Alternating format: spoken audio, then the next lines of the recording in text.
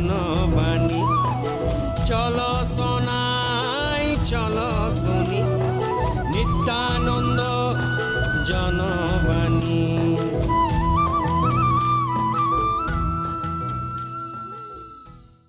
Hello বন্ধুরা, 91.2 FM radio Nityananda Janabani সকলকে স্বাগত জানাই। আমি সুমন তোমাদের সঙ্গে হাজির হয়ে গেছি। তবে যেরকম গরম পড়েছে আর এই দুর্দান্ত গরমে আমরা অনেকটা দুর্দান্ত হয়ে গেছি। হ্যাঁ, আমার তো জানোই কথার মধ্যে অনেক হাসি থাকে, আর এই হাস্যকর কথা বলতে কার না ভালো লাগে, আমার তো খুব বেশি ভালো লাগে। তো কেন বললাম দুর্দান্ত গরম হয়ে আমরা দুর্দান্ত মজাতে আছি বা ভালো আছি? এই যে সমস্ত কিছু যা কিছুই হোক না কেন আমাদের মধ্যে চাপ সৃষ্টি হয়ে যাচ্ছে, যে কোনো কথার মাধ্যমে চাপ সৃষ্টি হয়ে যাচ্ছে, বন্ধু বান্ধবদের সাথে ঘুরতে গিয়েও আমাদের চাপ সৃষ্টি হয়ে যাচ্ছে। তবে হ্যাঁ, এখন বলছি না, মানে এরকম সিচুয়েশানটা হয়েছে। আর তাছাড়াও আমাদের পরিবারের মধ্যেও আমাদের চাপ সৃষ্টি হয়ে যাচ্ছে। তো আমাদের এই মানসিক চাপের থেকে আমরা কবে রেহাই পাবো, এটা নিয়ে অনেক ঘুরপ্যাক খাচ্ছি, তাই না? হ্যাঁ, বলতেই পারো আমরা কখনো কখনো এমনও কিছু সিচুয়েশান আছি তার মুহূর্তে পড়ে যাই, কখনো কখনো এমনও কিছু সিচুয়েশান আছে যেগুলো আমরা ভেবে পাই না, কিন্তু আমাদের সঙ্গে এগুলো ঘটেই যায়। আবার এখনো পর্যন্ত আমরা কিছু কিছু সিচুয়েশান পার করছি যেগুলো আমাদের সঙ্গে প্রত্যেক দিন চলে যাচ্ছে, আর এই গরমে আমরা নাজেহাল হচ্ছি। তাই আজকে মনে হলো তোমাদের সাথে কী নিয়ে আলোচনা করি।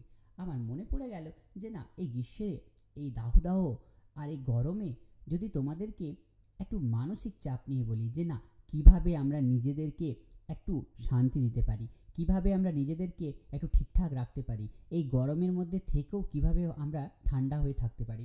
তো এই সব কথাবার্তা তোমাদের সাথে আজকে আমি শেয়ার করতে এসেছি।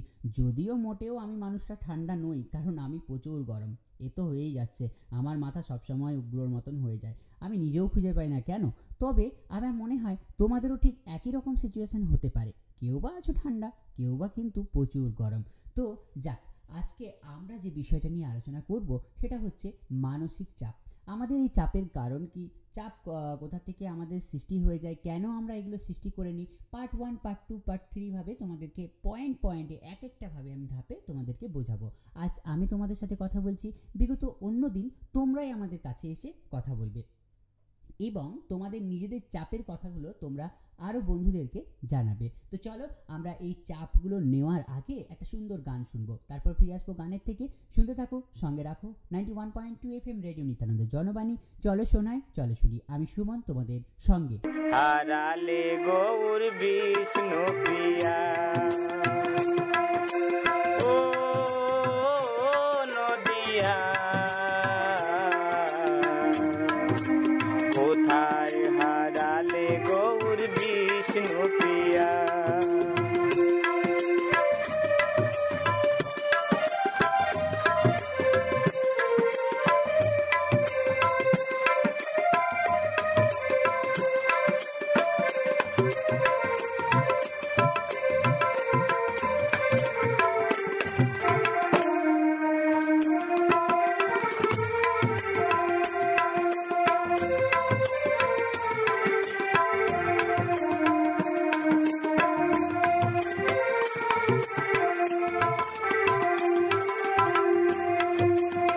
নিত্যানন্দয়ত ভাগবত গীতা, নিত্যানন্দয়ত ভাগবত গীতা, কোথায় গেল সেই সতী মাতা।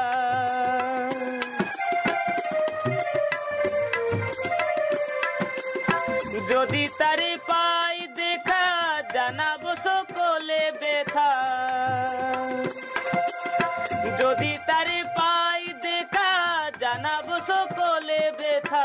ভক্তি ডোরে হায় রে, ভক্তি ডোরে হায় রে, রাখিব বাঁধিয়া। কোথায় হারালে গৌর বিষ্ণু প্রিয়া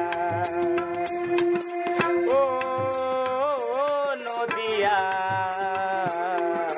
কোথায় হারালে গৌর বিষ্ণু প্রিয়া। যার হরি নামে তার কোনো গানে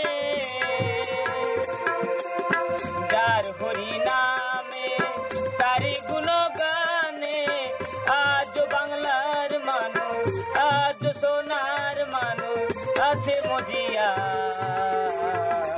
কোথায় হারালে গৌর বিষ্ণু প্রিয়া ও নদিয়া কোথায় হারালে গৌর বিষ্ণু প্রিয়া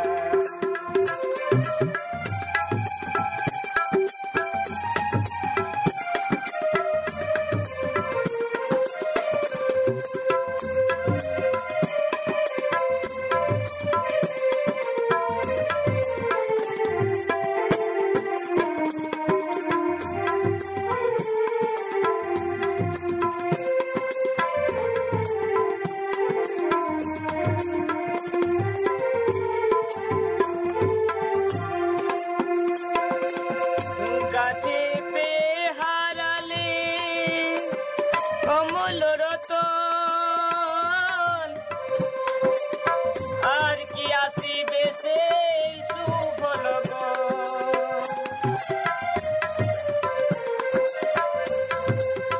গাছে পে হারালে অমূল রতন আর কি আসিবে সেই শুভ লগন এমনি সোনার মানুষ দিবে দিলে চৈতন্য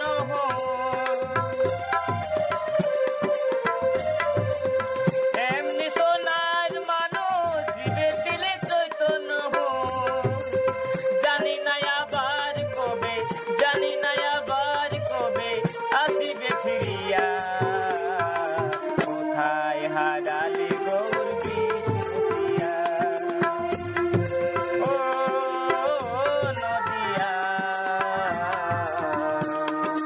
কোথায় হারালে গৌর বিষ্ণু প্রিয়া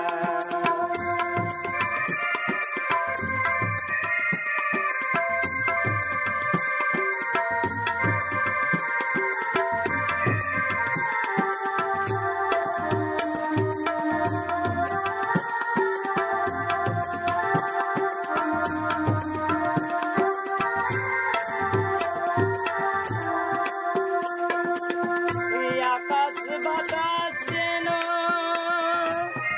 কান্দি সতী মা আর ওরে নিমাই ফিরে আই চলে যাস না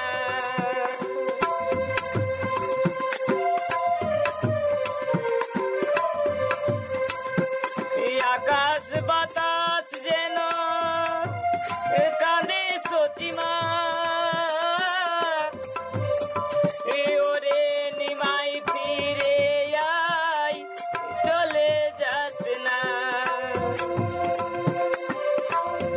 বিমল পুরাণ পাখি বিমল পুরাণ পাখি ওঠে কাঁদিয়া কোথায় হারালে গৌর বিষ্ণু প্রিয়া ও নদিয়া কোথায় হারালে গৌর বিষ্ণু প্রিয়া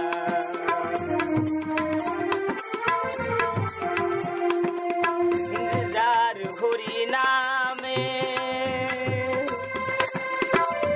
তারি গুণ গানে যার হরি নামে তারি গুণ গানে আজ বাংলার মানুষ আজ বাংলার মানুষ আছে মজিয়া কোথায় হারালে গৌর বিষ্ণু প্রিয়া ও নদিয়া কোথায় হারালে গৌর বিষ্ণু প্রিয়া কোথায় ফিরে এলাম গানের থেকে। তোমরা এতক্ষণ শুনলে গান, আর আমারও মনে হলো যে আমরা এই পরে আমাদের কথাবার্তায় যাই। জানো, কিছু কিছু পড়াশুনোর ক্ষেত্রে বলো বা আমাদের ফ্যামিলির ক্ষেত্রে বলো বা আমাদের নিজস্ব কাজকর্ম দৈনন্দিন দিনের ক্ষেত্রে বলো, আমাদের চাপ সৃষ্টি হয়ে যাওয়াটাই একান্ত।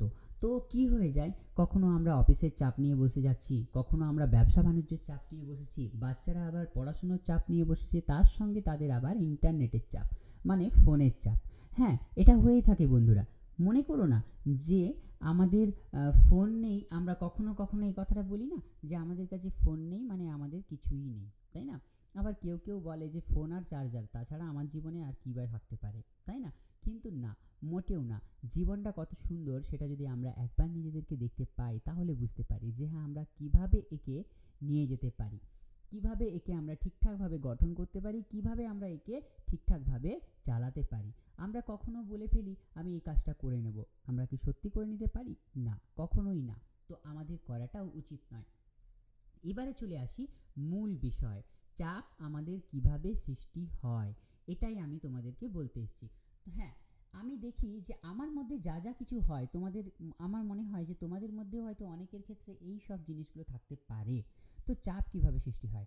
আমাদের পরিবার থেকে আমরা যখন ছোট ছিলাম তখনও কিন্তু আমাদের চাপ ছিল।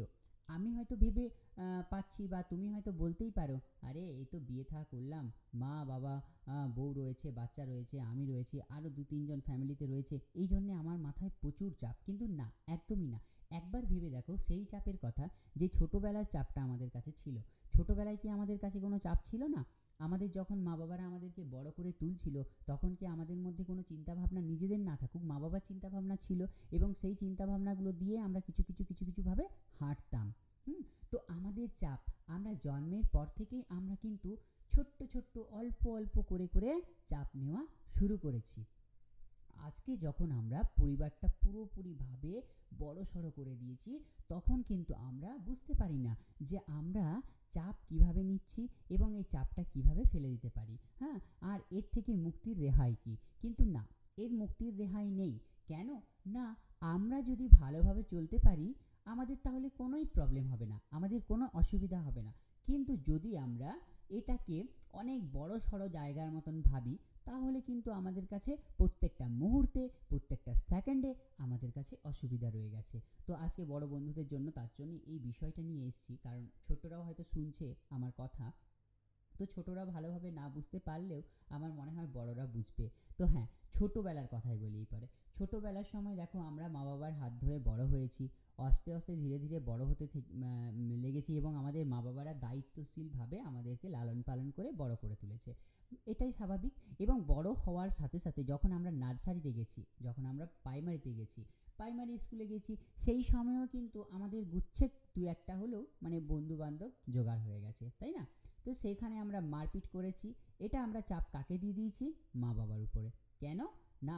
আমাদের ভয় ছিল যে মা বাবারা আমাদেরকে মারবে, কিন্তু মা বাবার আবার ভয় ছিল লোকের ছেলেকে মেরে এসছে মানে কিছু একটা আমার সাথে হতে পারে, তো তার একটা টেনশন ছিল। এবং এখান থেকে একটা ছোট্ট চাপ ছিল, কি রকম? যে ওর যদি কিছু হয়ে গেছে তাহলে বাবা আমার তো এই বাচ্চা তো দেখতে হবে 1 নাম্বার, দ্বিতীয় নাম্বার হচ্ছে আমার পকেট থেকে অনেক পয়সা যাবে। এটা হচ্ছে দ্বিতীয় নাম্বার। তাহলে সেখানে আরেকটা চাপ মূল পেয়ে গেছে যে আমাকে দিতে হবে। তো এরকম ঘটনা আমাদের সঙ্গেও হয়ে থাকে, তোমাদের সঙ্গেও হয়তো হয়েছে।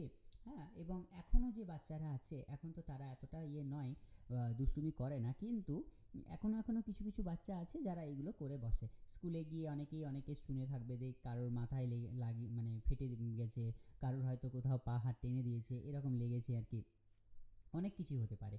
তো এই একটা জিনিস, যেমন এই একটা গেল ছোটোর সময়। তো আমাদের বলো তো তাহলে কোথা থেকে গঠন হয়ে গেল চাপটা, আমাদের কোথা থেকে চলে এলো? ওই জায়গা থেকে। আমাদের ছোট্ট বাচ্চা, তাকে আমরা পাঠিয়েছি স্কুলে, আমরা কতক্ষণ তাকে লিড করব? আমরা স্কুলের স্যারের হাতে ম্যাডামের হাতে তুলে দিয়ে আমরা মিনিমাম তাকে হয়তো চোখে 20 মিনিট থেকে 30 মিনিট দেখতে পারবো, তারপরে তো আমাকে বাড়ি আসতে হবে। আমি যদি প্রত্যেক দিনই স্কুলে গিয়ে বসেই থাকি আর ওই বাচ্চা যদি পড়াশোনা নাই হয় আমাকে দেখে, তাহলে তার কোনো দাম নেই। কারণ মাস্টার মশাইয়ের সাথে তার সম্পর্কটা বাড়ানো একান্ত দরকার আছে। কেন না? তারা তাদেরকে ভালোভাবে কি করতে পারবে? দেখাশুনো করতে পারবে। আমরা যেটা পারবো না সেটা কিন্তু মাস্টার মশাইরা পেরে যাবে। কেন না? তাদের কাছে ওরা কিন্তু ভয়ও পাবে, আর তার সাথে ওদের লাঠি দেখেও কিছুটা ভয় লাগবে ওদের। আর মা বাবার কাছে এগুলো হয় না, তাই অনেক বাচ্চা দেখবে মা বাবার কাছে পড়াশোনা করতেও চায় না। তো এইটাও একটা চাপ হয়ে যায় নানা রকমভাবে, যে ছেলেটা পড়তেই চাইছে না, এতগুলো টিউশন দিচ্ছি, এই দিচ্ছি, সেই দিচ্ছি, আমার কাছে বুঝতেই চাইবে না। তো দেখো এখানে একটা ফলো হচ্ছে যে তোমাকে বুঝতে হবে তোমার ছেলেটা কি চাইছে বা তোমার মেয়ে কি চাইছে এখন, সেই সময় অনুপাতে তার কাজকর্ম করে যাও। কখনো কখনো দেখবে সে হয়তো বাইরের দিকে ঘুরতে চাইবে, তো ঘুরতে ঘুরতেই তোমাকে ছড়া বলতে হবে, কবিতা বলতে হবে, দেখবে ও কিন্তু ঘুরতে ঘুরতেই ওই কাজগুলো করে নিচ্ছে। তো এগুলো ভালোভাবে হয়ে যাবে, এতে কোনো অসুবিধা হবে না। তো এখানে মায়েদের চাপ নেওয়ার কোনো কারণ নেই। তো সেই সময় মুহূর্তে আমরা কিন্তু বুঝি না, কিন্তু আমাদের চাপ অটোমেটিক সৃষ্টি হয়ে যায় যে আমাদের কালকে যে বাচ্চাটা ওইখানে স্কুলে গিয়ে একটা কবিতা বলবে বা স্কুলে গিয়ে স্যারকে ওই যেটা দেওয়া আছে হোমওয়ার্ক সেটা কমপ্লিট করবে, সেটা কিন্তু হয় না। কেন হয় না?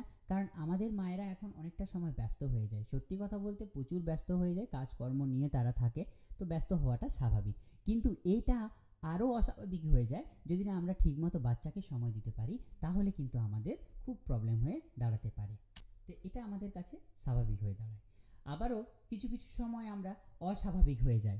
হ্যাঁ, এবারে যাব বন্ধুরা বড়োর দিকে, তাই না? তারপর আমরা ছোটোর থেকে যখন অল্প অল্প বড় হয়ে আমরা কিশোর কিশোরীতে পা দিয়েছি, আমাদের একটা নতুন জায়গায়, তখনও কিন্তু আমরা নানান দিকে তাকিয়ে আমাদের চাপ সৃষ্টি করি। এইবারে আমাদের মা বাবার প্রতিও আমাদের অনেকের বিরক্ত বোধ হয়। হ্যাঁ, রাইট কথা। তুমিও এখন বলতে পারো আমাকে যে সত্যি তুমি যে কথাটা বলছো একদম হুবহু মিলে যাচ্ছে, আমার ছেলে বা আমার মেয়ে এখন আমাকে দেখলেও কেমন বিরক্ত বোধ করে। অবশ্যই এটাই স্বাভাবিক। কেন জানো? কারণ তার নতুন একটা মানে কি বলবো, নতুন সে একটা জীবন বলতে পারো, সেইখানে সে এখন পা দিয়ে দিয়েছে, এবং সেই জায়গায় থেকে মা বাবার থেকে বন্ধু বান্ধবরা অনেকটা আপন হয়ে যায়।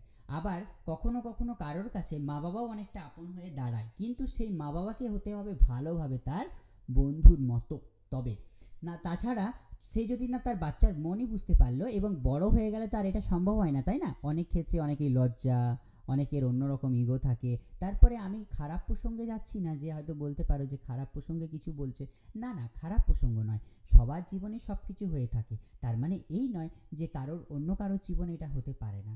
হবে, হবে আর যাবে, তাদের লাইফ আরও উজ্জ্বল হবে, আরও ভবিষ্যৎ বাড়বে, এগুলো হওয়াটাই আমাদের সঙ্গে স্বাভাবিক। তো সেই সময় কিন্তু তাদের মধ্যে শুধু পড়াশুনোই না, তাদের বন্ধু বান্ধবদের মধ্যেও অনেক রকম চাপ সৃষ্টি হয়ে যায়। কীরকম চাপ সৃষ্টি হয়ে যায়? তারা ঠিকঠাকভাবে হয়তো ঘুরতে যেতে পারছে না, কারোর বাড়ি থেকে হয়তো আপত্তি রয়েছে, কেউ হয়তো কারোর সঙ্গে কথা বলবে বা হয়তো কোথাও গিয়ে ঘুরবে বা নোটস আদান প্রদান হবে, সেক্ষেত্রেও অনেক রকম অনেক কিছু অনেকের প্রবলেম হয়ে দাঁড়ায়। হ্যাঁ, এখানে সে কিন্তু বলে থাকে তার ফ্যামিলিতে, না আমি এখানে যাব আর নোটসটা নেব এবং আসব, তার কিন্তু পরিবার থেকে অনেকে যে যাওয়ার হয় না, এবং তার সাথে একটা ভালো সম্পর্ক আছে, তার সাথে একটা বন্ধুত্ব ভালো আছে। তো এই ক্ষেত্রেও কিন্তু এটা তাদের কাছে, হ্যাঁ, সেই স্টুডেন্টদের কাছে চাপ হয়ে যায়। কীরকম? যে না আমার পরিবার ভালো না, ও ছাড়ে না, আমাকে এটা দেখে না, আমাকে ওইটা দেখে না, আমাকে শুধু এইভাবে দেখে, আমাকে হয়তো সন্দেহ করে, এইরকম জিনিসগুলো আমাদের মধ্যে হয়ে যেতে পারে। তো সেইগুলোর থেকে আমাদেরকে মাথায় রাখতে হবে, আমরা কখনো আমাদের বাবা বা আমাদের মা বা আমাদের ভাই যেই থাক না কেন, তাদেরকে নিয়ে আমরা তাদের বাড়ি যাব, কোনো অসুবিধা নেই। কারণ ভাইকেও তো বোঝাতে হবে, যে ভাইকেও তো ক্লোজ করতে হবে, মা বাবাকে ক্লোজ করতে হবে। আমরা সবসময় আমরা অন্য দিকটা ভাবি কেন? আমাদের অন্য দিক ভাবার থেকে নিজেদের দিকটা ভাবতে হবে আগে, যে আমি যতই যা পরের উপকার করি না কেন, নিজের উপকার যদি না আমি করতে পারি তো কোনো দাম নেই। পরের উপকার অবশ্যই করব, কিন্তু নিজেকে যদি না আমি ভালোভাবে ভালোবাসতে পারি, তাহলে আমি কারোকে বলতেই পারি না যে আমি ভালোবাসি। হ্যাঁ, একদমই। আমাদের জীবনকে আমাদের সবথেকে বেশি ভালোবাসতে হবে, তারপর অন্যের জীবন। কারণ অন্যের জীবনে তুমি ভালোবাসা কি দেবে? নিজেকে যদি না ভালোভাবে ভালোবাসতে পারো, তো অন্যকে তুমি ভালোবাসতে পারো না, এটা সত্যি গ্যারেন্টি। তো যাক, আমি এত প্রসঙ্গে আজকে আর যাব না। তো আমাদের ধীরে ধীরে একটা সময় এসছে অ্যাডুলেসেন্ট, সেই সময়েও কিন্তু আমাদের চাপ সৃষ্টি হচ্ছে। তারপর আমরা কি করব? এই অ্যাডুলেসেন্ট পার করার পরে কিন্তু আমরা ভুলে গেছি সেই ছোটোবেলার কথাগুলো। হ্যাঁ, সেই ছোটোবেলাতে মা বাবার মধ্যে চাপ ছিল, আমাকে নিয়ে ভয় ছিল। হ্যাঁ, এবং অনেক বাচ্চার থাকে যে মা বাবাকে নিয়ে ভয় থেকে যায়। হ্যাঁ, আবার অনেক সময় দেখা যায় কি জানো, যে বাচ্চার নিজেরও ভয় থেকে যায় অনেক সময়। তো এটা অস্বাভাবিক, এটা থাকাটা দরকার নেই। কারণ এখন তো বাচ্চারা সব কিছু বলতে পারে, সব কিছু এখন তাদের অধিকার রয়েছে। হ্যাঁ, তারা মা বাবা যদি কথা বলে, যদি তাদের মতন করে কথা হয় কোনো একটা বিষয় নিয়ে, তাহলে বাচ্চা যদি শুনে কোনো অ্যান্সার দেয়, দিতে পারে, কোনো অসুবিধা নেই। কেননা বাচ্চার অধিকার রয়েছে। আমরা এই বাচ্চাকে সরিয়ে দিতে পারি না যে বড়রা কথা বলছে তোমরা ভিতরে চলে যাও, না, আমরা জানি বাচ্চার অধিকার আছে। আমি আমার ওয়াইফ কথা বললাম এবং সেটা আমাদের একটা ভালো পড়াশুনো নিয়ে হোক বা একটা ভালো বিষয় নিয়ে কথা হলো, সেখানে যদি আমার বাচ্চা এসে কথা বলে, আমি যদি তাকে তাড়িয়ে দিই যে না তুমি চলে যাও এখান থেকে, তোমার এগুলো শুনতে নেই, তুমি এখন পাকা হয়ে গেছো, না খুব পেকে গেছো, এগুলো হয় না আমাদের সঙ্গে, আমাদের ছোট্ট ছোট্ট বাচ্চাদের সঙ্গে এগুলো হয়, তুমি খুব পেকে গেছো, না মা বাবা কথা বলছে, বড়রা কথা বলছে, এখানে থাকবে না, না একদমই না, ওকে রাখাটা একান্ত দরকার আছে। কেন? তার কি অধিকার নেই? তার একটা মৌলিক অধিকার আছে, আমাদেরকে বুঝতে হবে।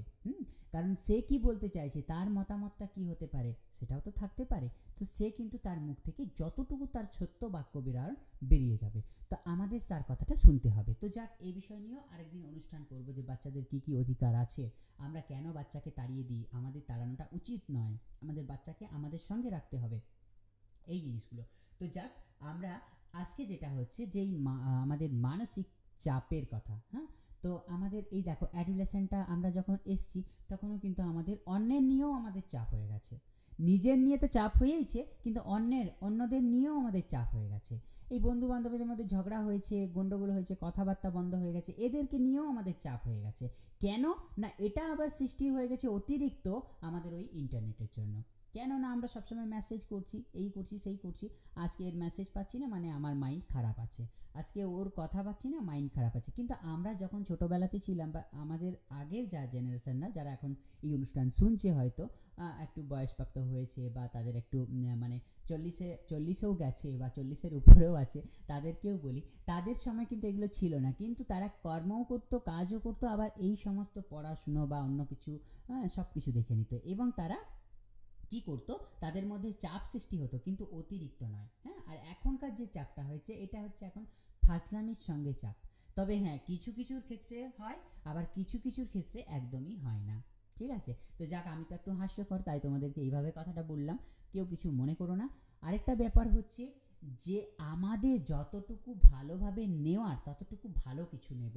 আমাদের মা বাবারা কি বলতো জানো, আমার মা তো ঘন ঘন একটা কথা বলতো যে ভালো জিনিসগুলো তুমি বাড়ি নিয়ে আসবে আর খারাপ জিনিসগুলো তুমি রেখে দিয়ে আসবে, ছেড়ে দিয়ে আসবে। তো আমরা টিউশন যেতাম, স্কুল যেতাম, বন্ধু বান্ধবদের সাথে ঘুরতে যেতাম বা কথা বলতাম, তখন আমরা কি করতাম, আমরা ভালো ভালো যদি কিছু কথা হতো সেগুলো নিয়ে আসতাম, আর খারাপগুলো ওইখানেই ছেড়ে দিয়ে আসতাম। কিন্তু এখনকার ছেলে মেয়েদের মধ্যে অধিকাংশ কি হয়েছে, খারাপ জিনিসগুলো ওরা মাথার মধ্যে একদম গুঁজে নেবে, আর ভালো জিনিসগুলো তারা কিছুটা হলে ওপর ভিতরে রাখবে, আর এই সব দেখে শুনে আমরাও কিন্তু পালট খাচ্ছি, আমরা উল্টে যাচ্ছি, তাই না?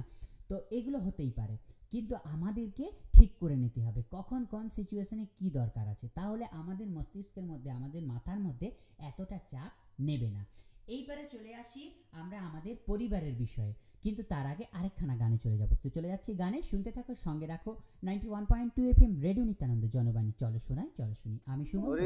আর কতকাল কাঁদাবি রে দয়ালার, কতকাল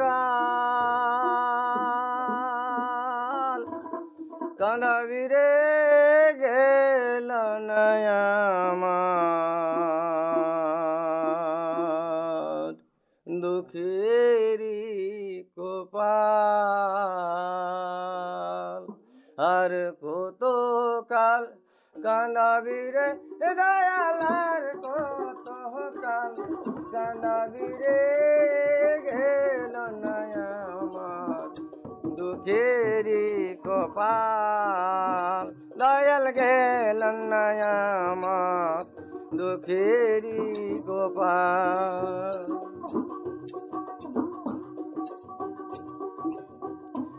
আশা কইরা ঘর বানাইলাম, বসত করবে বলে দয়াল, বসত করবে বলে আমি চাল চাইতে পারিলাম না দয়াল, চাল ছাইতে পারিলাম না দয়াল উড়িয়া নিল চালের খন দয়াল উড়িয়া নিল চালের খন গেল না আমার দুঃখেরি কপাল আর কত কাল কানাবিরে দয়ালার কত কাল কানাবিরে গেল না আমার দুঃখেরি গোপাল দয়াল গেল না আমার দুঃখেরি গোপাল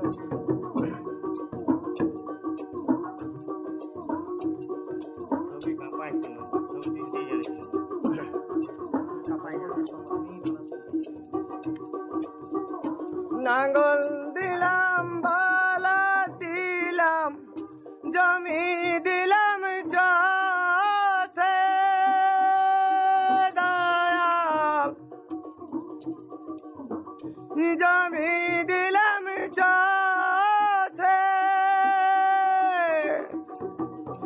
পরের জমি চাষতে চাষতে পরের জমি চাষতে চাষতে নিজের জমির হয় রে হাল দয়াল নিজের জমির হয় রে হাল গেল না আমার দুঃখেরি গোপাল আর কত কাল কানাবিরে দয়ালার কত কাল কানাবিরে গেল না আমার দুঃখেরি গোপাল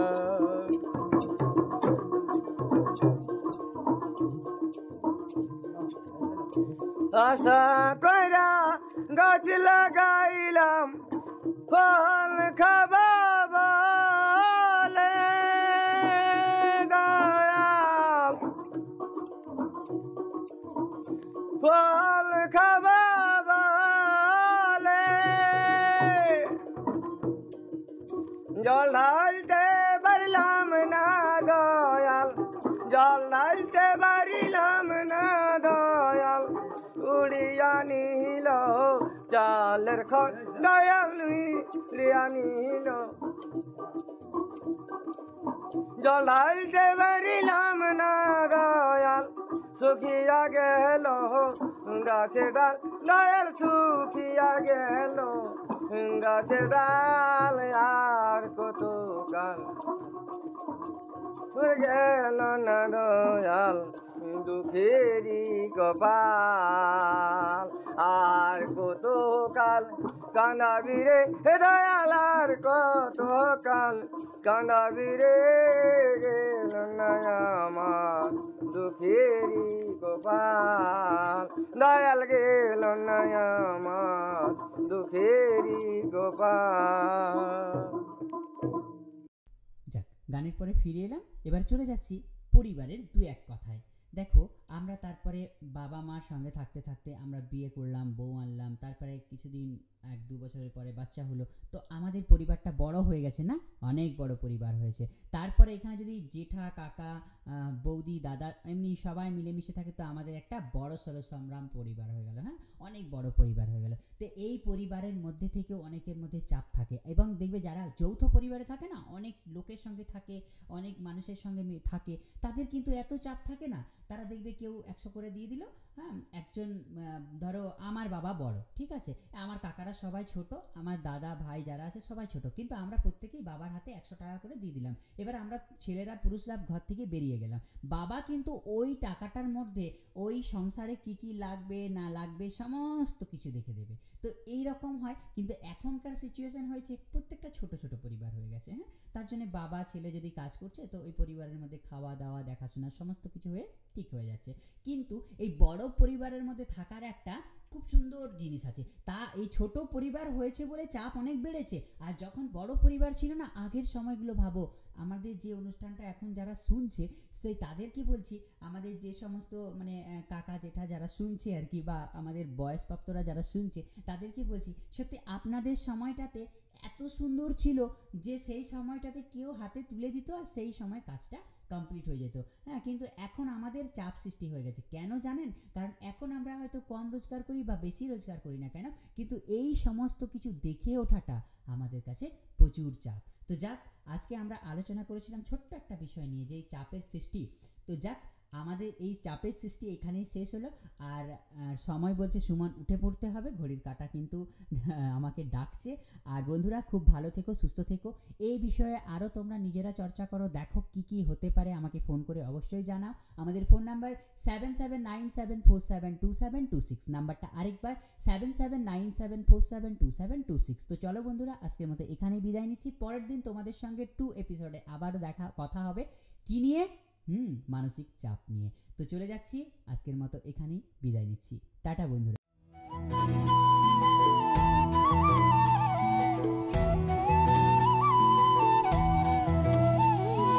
চলো সোনাই চলো শুনি নিত্যানন্দ জনবাণী। চলো সোনা